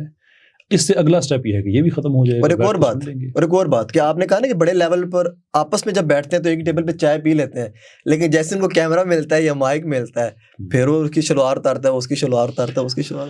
میں نے جیسے آگے عرض کیا کہ یہ بہت سی ایسی سویپنگ سٹیٹمنٹس ہوتی ہیں, ہم سنتے رہتے ہیں, ٹھیک ہے, لیکن حقیقت یہ ہے کہ آپ گراؤنڈ پہ آبجیکٹیولی اگر آپ دیکھیں کہ کیا فرق پڑا یا نہیں پڑا, کیا آج فرقوں میں اتنی ہی انٹینسٹی ہے جتنی آج سے 20 سال پہلے تھی, 30 سال پہلے تھی, تکفیر عام تھی, ایک دوسرے کو کافر فتوے دے دینے, بم بلاسٹ کر دینے, ادھر خود کچھ حملہ ہو گیا اس کو اٹھا کے لے گئے, یہ وہ وغیرہ, دیٹس گون.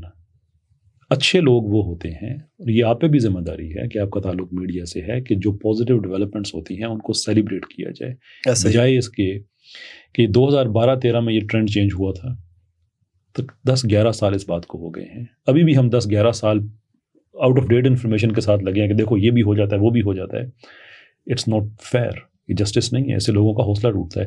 میں آج جمعہ پڑھ کے آیا ہوں, جس یونیورسٹی میں میں نے جمعہ پڑھا ہے, ہزاروں کی تعداد میں اسٹوڈنٹس ہر مسلک کے موجود ہیں, وہ اکٹھے پڑھ رہے ہیں.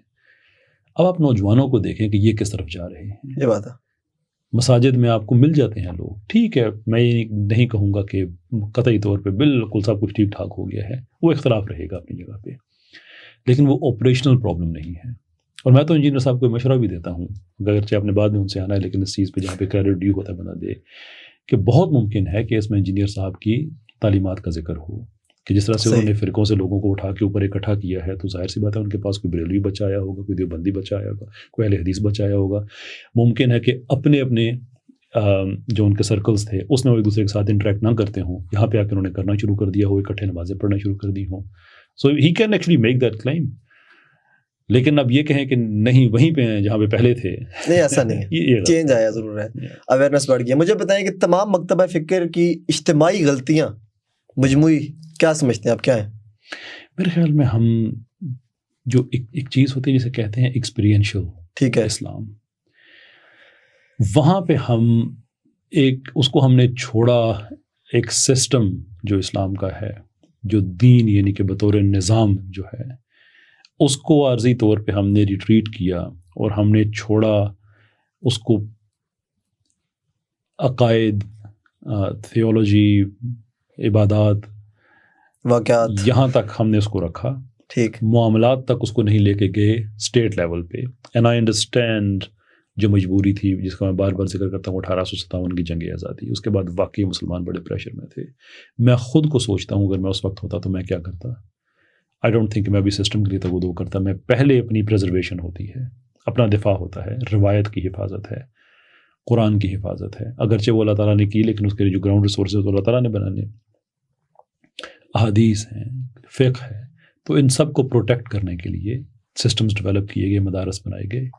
لیکن وہاں سے ان مدارس کے زیادہ وہ تزکیہ نفس کی طرف گئے, اقامت دین سے ڈپارٹ کیا انہوں نے, اور ان سرکمسٹانسز میں وہ بات سمجھ میں آنے والی بات ہے. رائٹ, لیکن اب کوئی وجہ نہیں ہے کہ ہم اقامت دین کی طرف نہ جائیں. وی ہیو ٹو, مدارس نے لیڈ لینی ہوگی, اور مدارس نے ہی یہ کام کرنا ہے, اور وہ اچھے سے کر بھی سکتے ہیں, وہی کر سکتے ہیں. یہ بات ذہن میں رکھیں, جہاں 1400 سال کا ڈیٹا مذاق نہیں ہے. شریعت لے کے آنی ہے تو آپ کو وہ ڈیٹا چاہیے جس پہ آپ لے, وہ مدرسے میں پڑا ہوا ہے. 1400 سال کا ڈیٹا, اور لوگ کہہ رہے ہیں کہ مدرسے نہ جاؤ. سمپل بات ہے نا کہ جس سسٹم کو آپ نے انسٹال کرنا ہے اس کے لیے جو انڈر پننگ انفارمیشن ہے 1400 سال کی, اس کو آپ کہیں سائڈ پہ رکھو, میں اس کو ویسے کر دوں گا. Does that even make sense? کیا بات ہے سر. ایک لفظ ہے لالی پاپ اور ایک ہے چورن بیچنا. جی, تو حضور نبی کریم صلی اللہ علیہ وسلم کی ایسی تعلیمات, ایسے واقعات جو آج سے 20 سال پہلے, 50 سال پہلے میں سنائے گئے, عوام کو ایک ٹرک کی بتی کے پیچھے لگایا, سناتے رہے, اس کے اوپر پیسے اکٹھے کرتے رہے. اور جب آج میڈیا کا دور آیا, اور میں کریڈٹ دینا چاہوں گا مرزا صاحب کو بھی یہاں پر تھوڑا سا, جب انہوں نے باتیں پوائنٹ آؤٹ کی, تو وہی علماء کہہ رہے ہیں کہ یہ واقعات جو حضور صلی اللہ علیہ وسلم سے منسوبہ یہ غلط ہے. تو یہ جو چورن بیچنا اور یہ جو لالی پاپ دینا عوام کو, اس کا جواب کون دے گا؟ دیکھیں, میں اب آ کے وہ کہہ رہے ہیں کہ حضرت بلال نے کوئی مسجد پہ چڑھ کر اذان نہیں دی تھی کعبے کی چھت کے اوپر, وہ جو مائی حضور کے اوپر کوڑا پھینکا کرتی تھی, وہ کوئی ویسا واقعہ نہیں ہے. اب ہمیں کیوں سننے کو مل رہا ہے؟ یہ تمہارے نصاب میں بچوں کو بتایا ہوا ہے, لکھا ہوا ہے. Okay, here is the thing کہ اچانک کسی آدمی کو آپ نے انجینئر صاحب کی بات کی ہے جی چلیے کوئی اور بھی ہوگا اس پہ کوئی اور بہت سے لوگ ہیں جو یہ بات کرتے ہیں. میں آپ نام لے سکتے تاکہ ان کو کریڈٹ جائے. میں سمجھتا ہوں میں خود ان میں شامل ہوں. واہ میں بھی کہتا ہوں کہ بھائی یہ اس طرح کے واقعات آپ کیوں یہ کتاب میں لکھے گئے ہیں. بٹ امپورٹنٹ کوشچن از کہ کیا 1400 سال کے بعد مجھے جناب رسالت میں آپ صلی اللہ علیہ وسلم خواب میں آئے اور انہوں نے کہا کہ فلاں فلاں واقعہ جھوٹا ہے؟ ایسا تو نہیں ہوا. اس کا مطلب یہ ہے کہ ان واقعات کو ڈس آن بھی ہماری کتابوں میں ہی کیا گیا ہے. موضوعات کبیر کیا ہے؟ تو پورا مجموعہ ہی ان واقعات کا جو من گڑت اور جھوٹے ہیں. صحیح.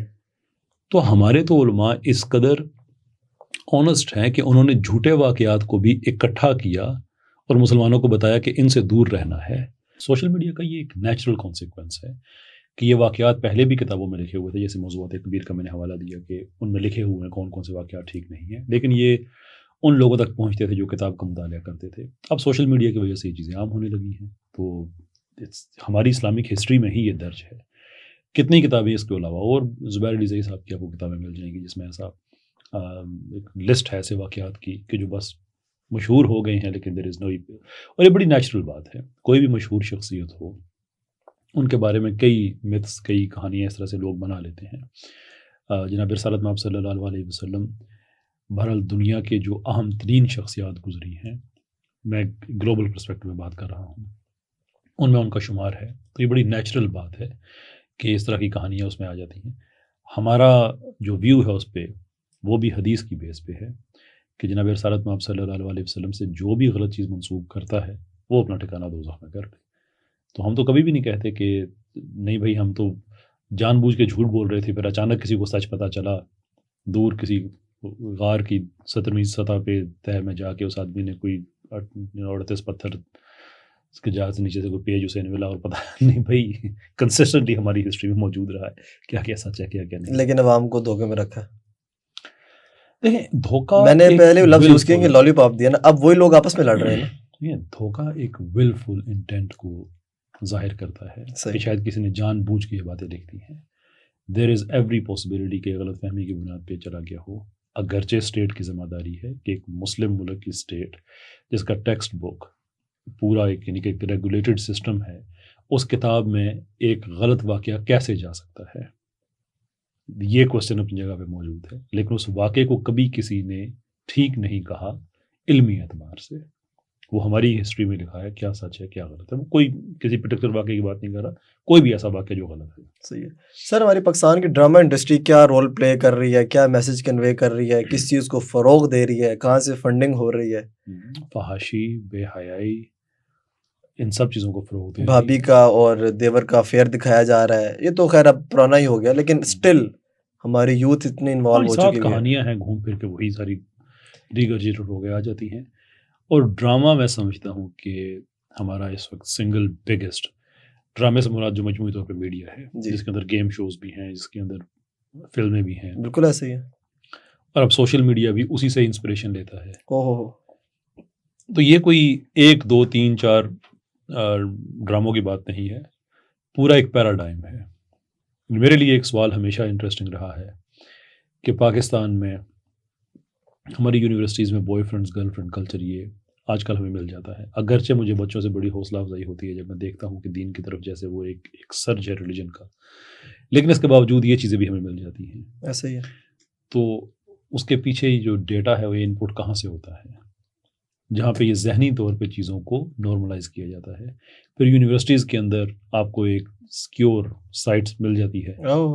گلی محلے میں تو آپ یہ نہیں کر سکتے. تو وہ 4 دیواری ایسی ہے کہ جہاں پہ آپ جو مرضی کریں. رائٹ. تو drama is critical, very critical. A R Y کا ڈرامہ آپ نے حال ہی میں ذکر کیا، اس کے حوالے سے کیا کہیں گے مزید؟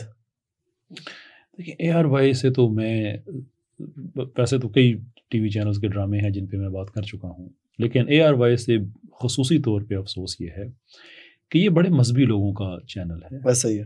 عبدالرزاق یعقوب صاحب دینی مزاجات رکھنے والے آدمی تھے. ان کے نام پہ، اور یہ کیا کرنا چاہتے ہیں اے آر وائی والے مجھے نہیں پتا، کہ آپ نے اے آر وائی نام رکھا ہوا ہے. ہر آدمی اپنے مرحوم والدین کے نام پہ کوئی نلکا لگا دیتا ہے، کوئی پبلک بینیفٹ کا کام کرتا ہے، کوئی فنڈ چلاتا ہے. سم تھنگ کہ جو اگلے جہاں میں ان کو اگلے جو اس وقت جو جہاں پہ ہیں وہ ان کو کوئی اچھی چیز پہنچتی رہے کہ قبر میں جو چیزیں پہنچتی ہیں ان میں سے ایک یہ بھی ہے کہ آپ کی اولاد انہوں نے جو اچھے کام کیے ہیں، صدقہ جاریہ. صدقہ جاریہ. آئی جسٹ ڈونٹ انڈرسٹینڈ کہ آپ اپنے والد صاحب کے نام پہ ایک ٹی وی چینل ہے جس میں آپ لوگوں کو حرام کاری سکھا رہے ہیں، اوہو. جس میں آپ لوگوں کو ہر وہ چیز جو آپ کے والد صاحب کے پاس یہ پہنچتی ہوں گی، کیا سوچتے ہوں گے وہ. مجھے ان پہ افسوس ہے. باقی بھی سیکولر لبرل مزاج رکھنے والے وہ اور چیز ہیں، لیکن آپ کا تو کیو ٹی وی لوگوں کو دیے تو بیسکلی آپ لٹرلی آپ نے اتنا عام کر دیا ہے کہ بہت عرصہ پہلے ہمارے میڈیا پہ یہ جملہ سرفیس ہوا تھا کہ جو ہماری نیوز کاسٹر خواتین ہیں، کیا وجہ ہے کہ یہ عام طور پہ دوپٹہ نہیں کرتی، کہیں کہیں ایکسیپشن مل جاتی ہے، ساری ایک ہی سائز کی ہوتی ہیں، لکس بھی ملتی جلتی ہوتی ہیں. تو یہ کون سی فیکٹری ہے جہاں سے یہ پروڈیوس ہو رہی ہیں؟ ظاہر سی بات ہے اس کے پیچھے ایک سلیکشن پروسیس ہے. اب ان پرورٹ مائنڈس کو دیکھیں کہ جو ان کو انڈکٹ کر رہا ہے، انٹرویو کر رہا ہے، وہ آپ کی کتنا فلو ہے بات کرنے کا، پرسنالٹی میں کتنا کانفیڈنس ہے، یہ تو دیکھ رہے ہیں. ساتھ یہ دیکھ رہے ہیں کہ تمہارا جسم کیسا ہے، تمہارے بال کیسے ہیں، آئی کینڈی تم ٹی وی پہ آ کے لگو گی یا نہیں لگو گی. تو یہ جملہ بھی ہماری جب یہ پوچھا گیا بھائی کیوں آپ ایسا کر رہے ہیں، تو یہ جملہ بھی ہمارے میڈیا سے نکلا ہے. دیکھو بھائی ہم نے آپ کے سامنے بہت معافی چاہتا ہوں آپ کی آڈینس سے، جملہ ہے یہ اخلاقی نہیں ہے کہ جس نے بچی دیکھنی ہے وہ بچی دیکھ لے، جس نے خبر سن لی وہ خبر سن لے. اللہ. یہ بات کہنے والے کو اندازہ نہیں ہوا کہ بیٹی اس کے اپنے گھر بھی ہو سکتی ہے، لیکن کہہ دیا. ایئر وائیول وہی کریں، جس نے قرآن دیکھنا ہے وہ کیو ٹی وی پہ چلا جائے، جس نے حرام کاری دیکھنی ہے ہمارے باجی کے نام پہ ایک چینل وہ بھی کھلا ہوا ہے وہ بھی دیکھ لیں. یار کم سے کم کیو ٹی وی کا نام ایئر وائیول رکھ لیں کہ ان کے والد صاحب تک جب پہنچے کہ کتنے بچوں نے قرآن دیکھا، کیا کچھ تو حیا ہوتی ہے انسان میں. ان پہ اس لیے افسوس ہوتا ہے. دیگر چیزوں میں ہم لوگ مطلب کہتے ہیں کہ پاکستان کو فنڈنگ ہوتی ہے، اس ٹی وی چینلز کو بھی فنڈنگ ہوتی ہے. لوگ میں کنسپیریسی تھیورسٹ نہیں ہوں.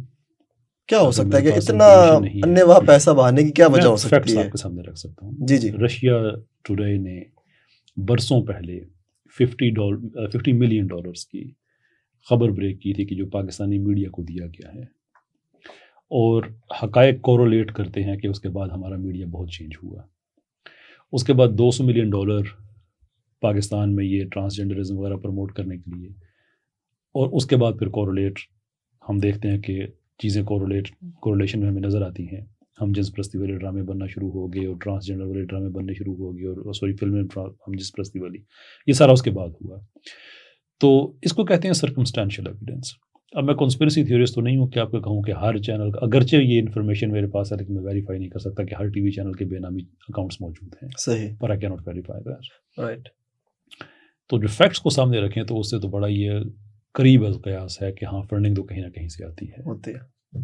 سر آتا ہوں آپ کے میجر جو میرا خاص سوال ہے ایک، کہ آپ بھی ڈیبیٹ کرتے ہیں، بلکہ آپ ہی ڈیبیٹ کرتے ہیں.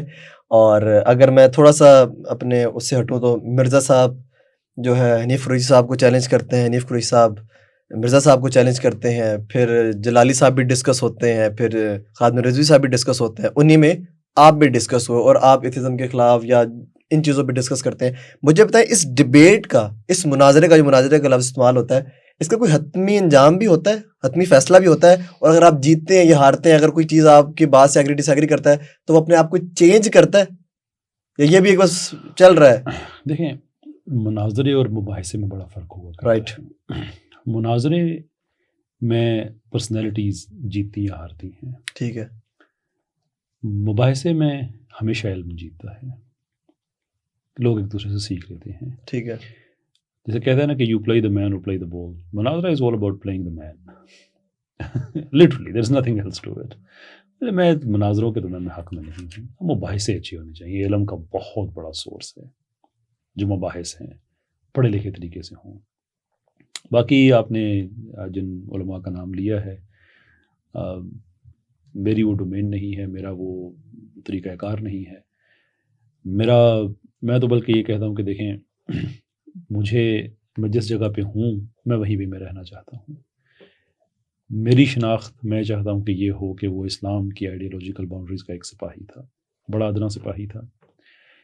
تو اگر میں وہ سپاہی ہوں تو میرے مقابلے میں سیکولر لوگ نظر آنے چاہیے. ایتھیسٹ نظر آنے چاہیے, اسلاموفوب نظر آنے چاہیے, علماء نظر نہیں آنے چاہیے. صحیح. ان سارے معاملات میں جو ایکسیپشن ہے انجینئر صاحب کی کہ فار وٹ ایور ریزن یہ ایک قضیہ بنا, جس کو میرے حساب سے تو یہ اب بات ختم ہو گئی ہے, اس کی وجہ بھی کوئی دینی عقائد یا نظریات نہیں تھے.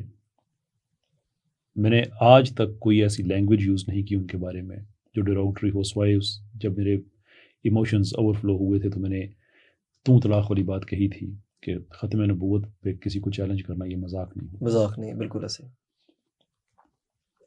اس کے علاوہ بات کو آپ پکڑنا چاہیں, آپ نے کوئی ویورشپ لینی ہے, کنٹروورسی کریٹ کرنی ہے, ہزار طریقے ہوتے ہیں کسی کو پروو کرنے کے.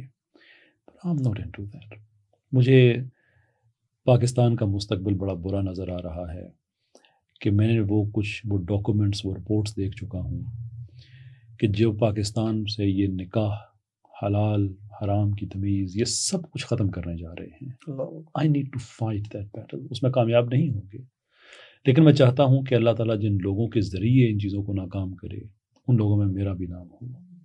میں وہاں پہ فائٹ کرنا چاہتا ہوں. باقی آپس میں ٹھیک ہے, جو ہمارے دو چیزوں پہ کمپرومائز نہیں ہے نا, اگر توحید پہ اور ختم نبوت پہ, تو میرے لیے سارے بھائی ہیں. ٹھیک ہے, آپس میں ان کا جو بھی اختلاف ہے, اتفاق ہے. ایون انجینئر صاحب بھی میرے اپنے بھائی ہیں, ان سے جو اختلاف اتفاق جتنا ہوا, I understand that he is, میں بہت زیادہ, میں اگر خود کو ان کی جگہ پہ رکھ کے سوچوں, اور یہ بات میں متعدد پوڈ کاسٹ میں کہہ چکا ہوں as a student of psychology, کہ ایک آدمی کی زندگی کو آپ ریڈیوس کر کے رکھتے ہیں.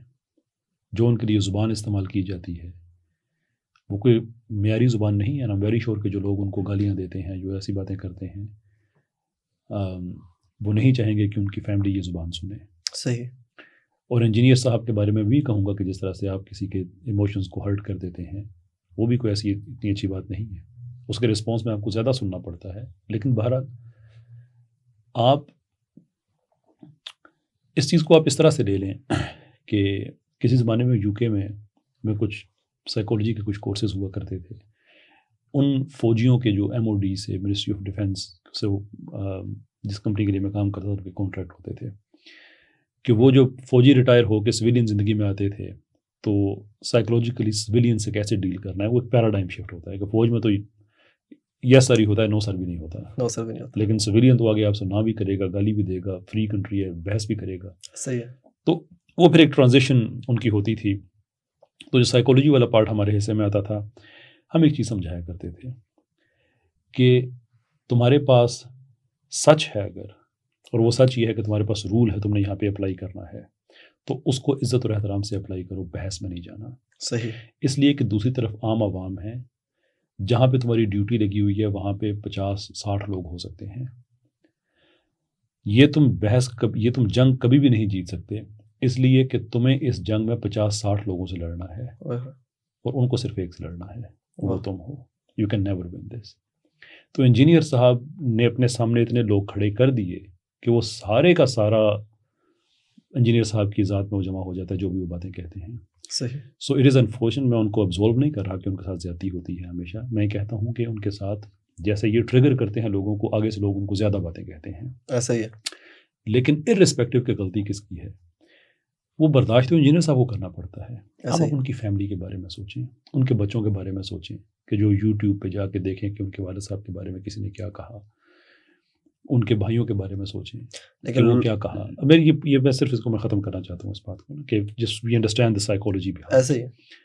اس آدمی سے آپ کو کیا توقع ہوگی, پھر اگریسو ہی ہوگا نا. ایسا ہی ہے. لائف اٹیمپٹس ایک آدمی پہ ہو چکے ہوں, پبلک لائف ایک آدمی کی ختم ہو چکی ہو, جو بھی وجہ بنی اس کی, اب اس آدمی سے آپ یہ توقع نہیں کر سکتے کہ وہ آپ سے اتنے ہی عزت احترام سے ہمیشہ بات کرے گا. تو ایگریشن کو میں سمجھتا ہوں, میں انڈورس نہیں کر رہا, لیکن اس کے جو بیک اینڈ میکینکس ہیں میں وہ ایکسپلین کر رہا ہوں. It's understandable.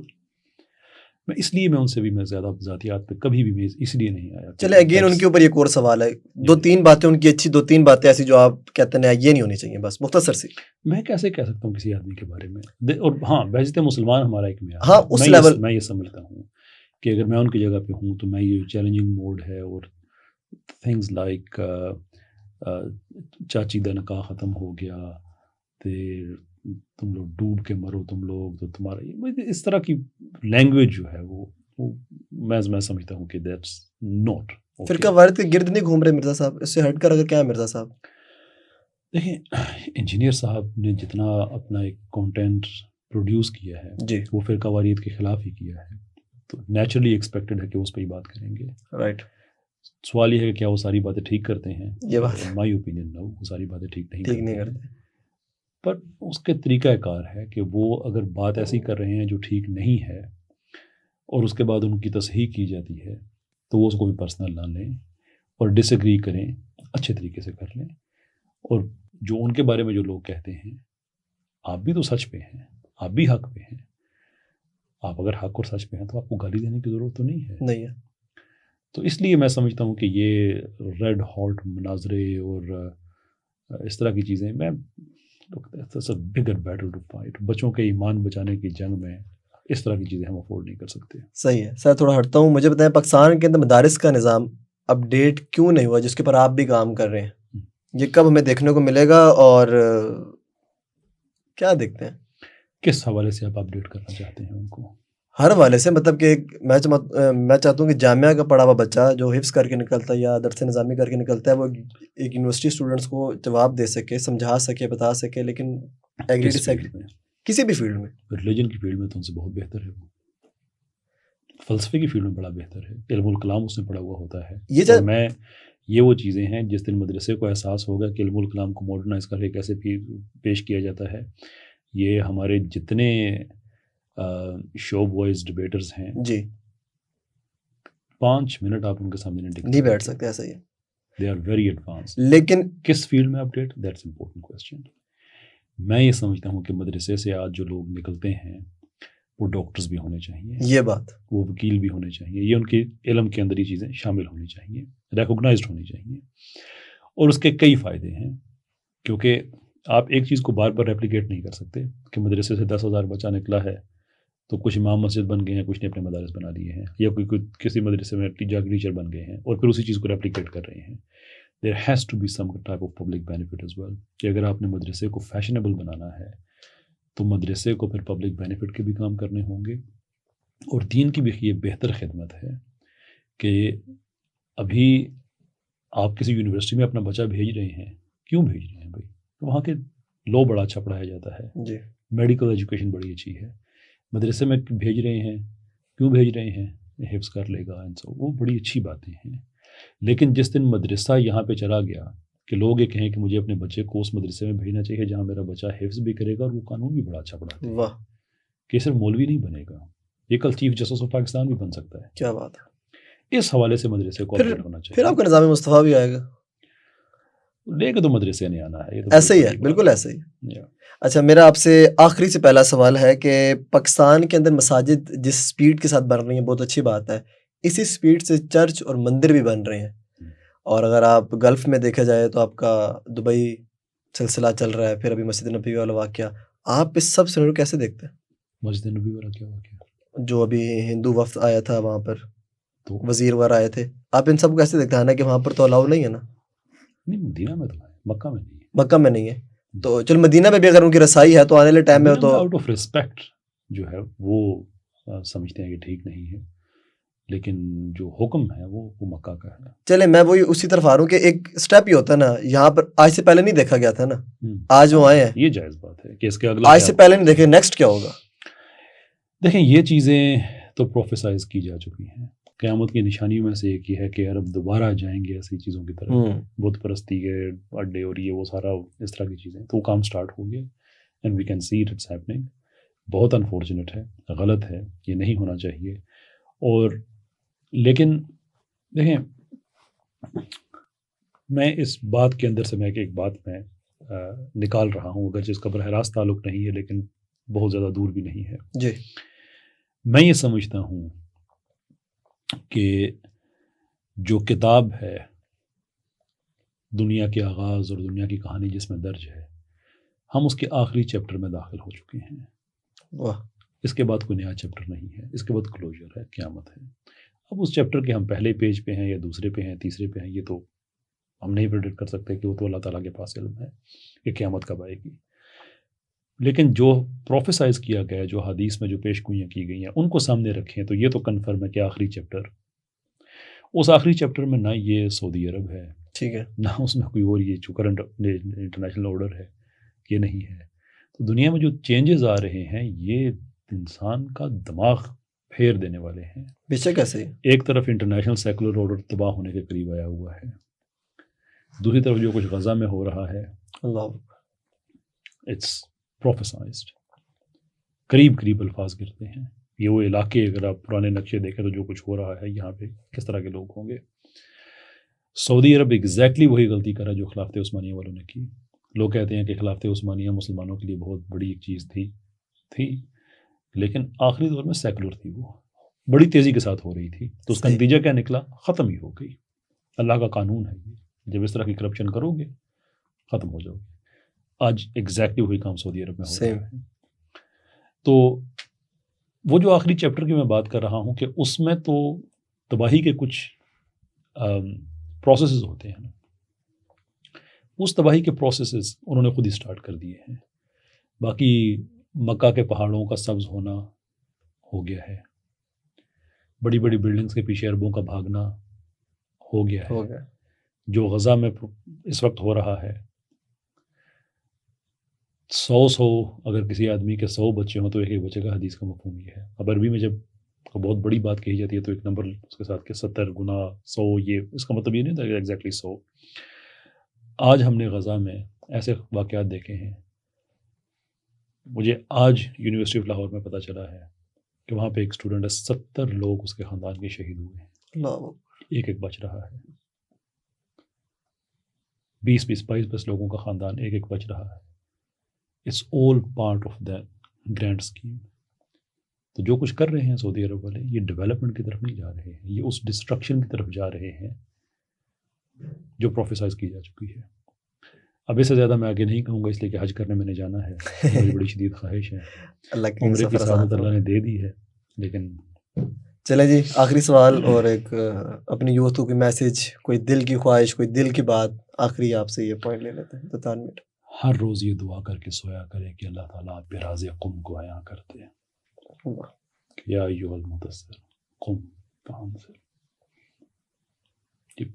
اتنی جگہ یہ بات کہہ چکا ہوں کہ اگر کاش اللہ تعالیٰ میرے لہجے میں یہ تاثیر ڈال دے کہ لوگوں تک میں اس جملے کی گہرائی کو پہنچا سکوں کہ راز قم کتنی بڑی چیز ہے. اللہ اپنے رسول صلی اللہ علیہ وسلم سے کہہ رہے ہیں کہ اے کپڑے کے، کمبل، چادر کے اوڑھنے والے. یہ شناخت نہیں تھی نبی پاک صلی اللہ علیہ وسلم کی، لیکن یہ مینیفیسٹیشن ہے آرام کی کہ آپ جب کمبل میں ہوتے ہیں تو آرام میں ہوتے ہیں، چادر میں ہوتے ہیں تو آرام میں ہوتے ہیں. قم، کھڑے ہو جائیے. یہ امتیوں کا ٹائم ہے. نہیں پتا، I'm very sorry, this is very emotional، کیونکہ جو چیز میں اندر فیل کرتا ہوں اور جو ڈاکومنٹس میں دیکھ چکا ہوں، they are here to break people. Survival اس وقت سجدے میں نہیں ہے، قیام میں ہے.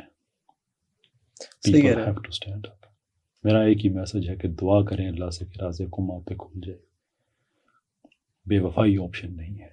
جو میں کہہ چکا ہوں آگے کہ آخری دور میں ہم داخل ہو چکے ہیں. سارے اسٹرکچر مسلمانوں نے جو بنائے تھے سارے ٹوٹ رہے ہیں.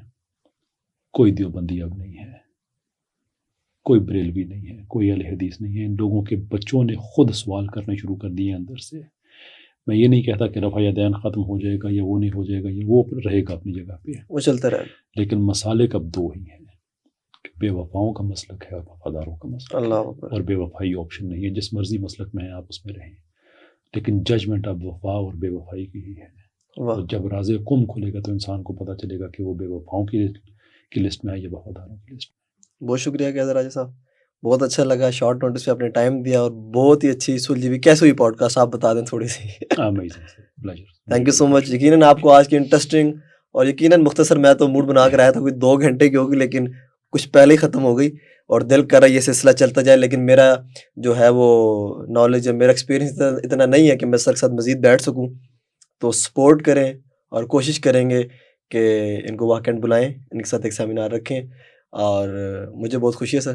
جزاک اللہ, تھینک یو سو مچ. شکریہ. سپورٹ کریں, سبسکرائب کریں. ملتے ہیں تب تک کے لیے اللہ حافظ.